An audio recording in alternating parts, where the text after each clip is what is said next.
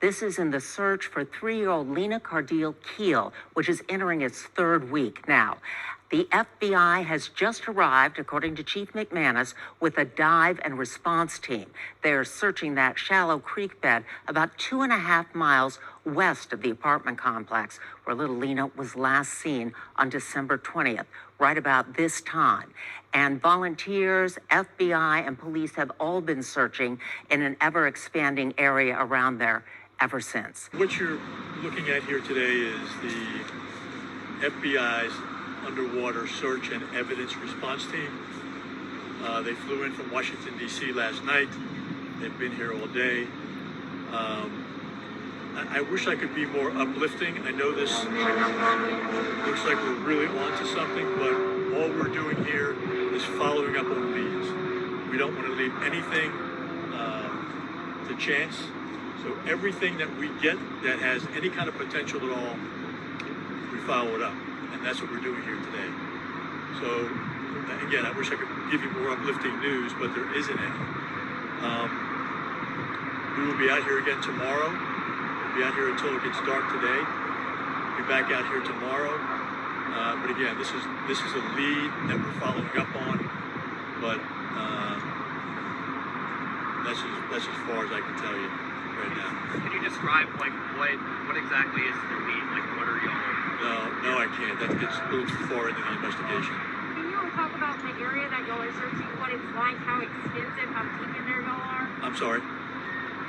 Could you tell us how far into the area, what's that area like, what's the terrain? Well, I haven't been back in there, but it goes deep back in there, and that's where we are right now. That's one of the locations here where they're looking. But anywhere that we need to search here, based on the tips that we're getting, is what we're going to do. Is this based on a tip that was called in, or was this one of the search groups that came across something? You know, there's a lot of work. In the beginning, there was a flurry of activity that everybody could witness between police and FBI in an effort to find Lina. You don't see that flurry anymore up front, but it's going on behind the scenes. There's still a lot of analytical work that's being done. There's still a lot of comparison to different sources of information that we're doing, and that's how we come up with the leads. And that's what brought us here today. Chief, is this like, would you say, are you confident to say this is the best lead you've had so far in this case? I mean, I don't know if this is a best or a worst lead. I mean, so far, none of the leads have led us to Lina. So I don't know if you can compare them that way. It's a lead, and we're following up on it until we run it out. Is there a reason why this team was flown in? I know we've had help from the FBI, but this specific team flew in from Washington to help in the search? Because this is what they do. They have special equipment, technology that they use in doing this search. So that's why the FBI is here. Okay, this is the dive team? The dive team. And there's 12 members on that dive team. I think there's 4 of them that are stationed around, don't quote me on the number, stationed in different cities around the country.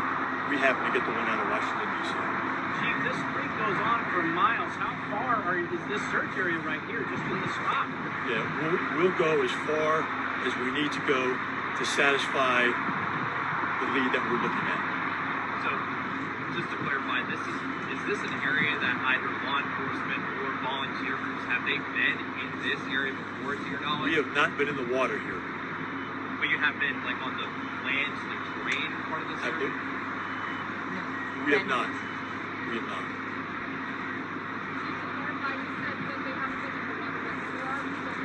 I mean, prior to today, we've not been in the water yet. I don't know if they're in the water today or not, but that's what they're here for. Yes, the agents have spoken to the family. Chief, as we enter week 3, is there any other clear picture that you can give us at all? I mean, just... I wish there was. I wish there was more uplifting information I could give you to at least provide some hope, but I don't have any of that information right now, unfortunately. Yes. So thank you all. Thank you, guys.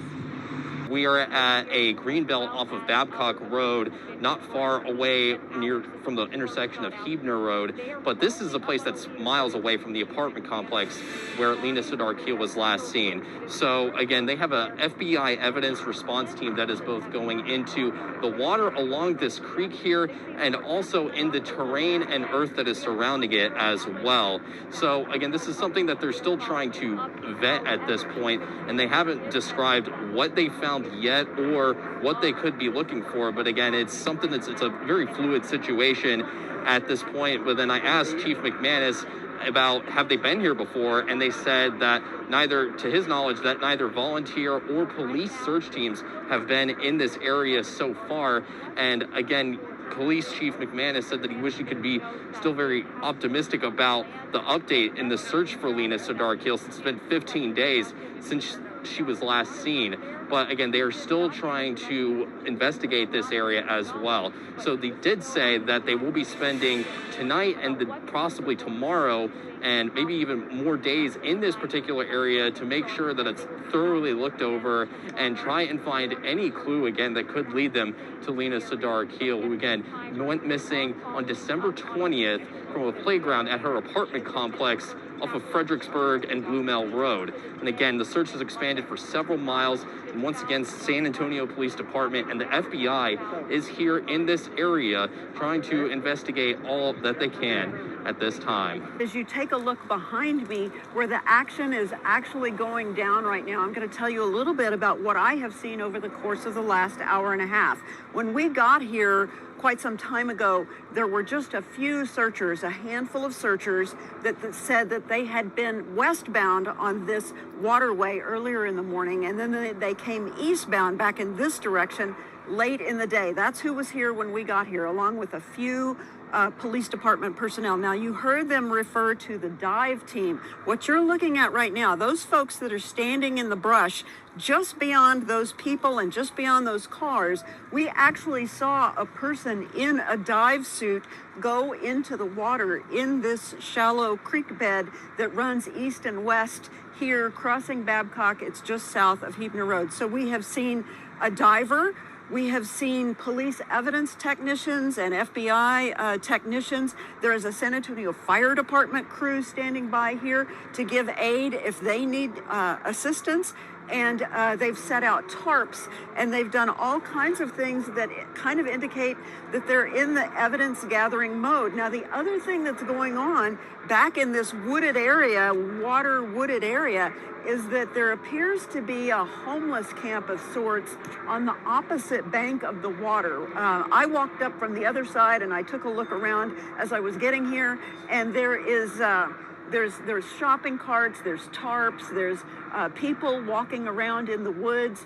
So it's an inhabited place. We don't know if that has any bearing on what's happening here now. And we don't know if the searchers that were here earlier, as all of this was getting underway, had anything to do with leading the investigators here. But this has been an active scene here on the ground for much longer than an hour. I mean, it's been an hour that we've known about it. So it's very active. The police and fire and FBI presence has been growing throughout the afternoon. And the police chief said, we'll be here until dark. So that's what we're going to do. We'll stick with it. I do know that someone has reached out to the family of the missing girl to aid them and comfort them, to make sure that they know the latest information.